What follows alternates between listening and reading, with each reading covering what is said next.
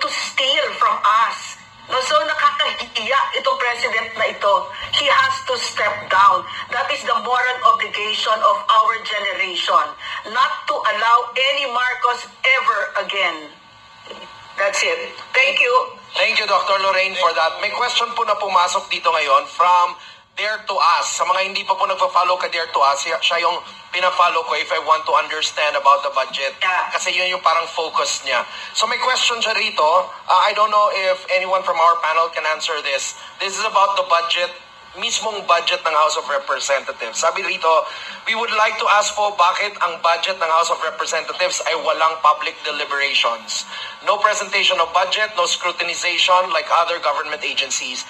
We would like to raise the issue of excessive cash balance of the House. According to 224 COA report, may 27.6 billion cash and cash equivalents ang House of Representatives as of December 31, 2024. In 2023, it was 18.657 billion. According to the report, it was earmarked for payment of payables already obligated and due for payment in the ensuing years.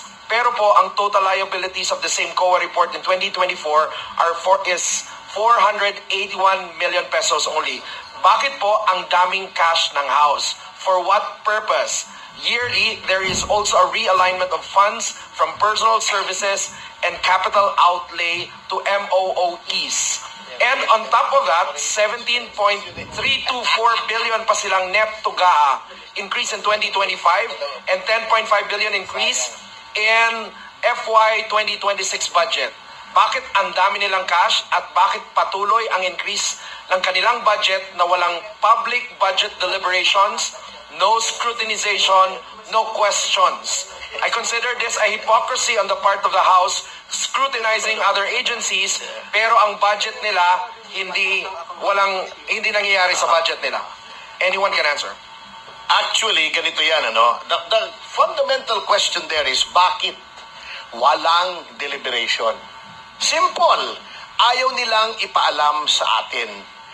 Case in point, the 2025 GAA was unconstitutionally certified as urgent.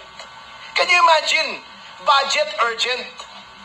Anong ibig sabihin kung bakit may GAA deliberations? Kasi nga, ang legislature, ang guardian of the public purse, of the national treasury. Kaya dapat yan, binubusisi lahat. Tama yung sinabi ni Chairman Cardema. Binubusisi yan. Bakit?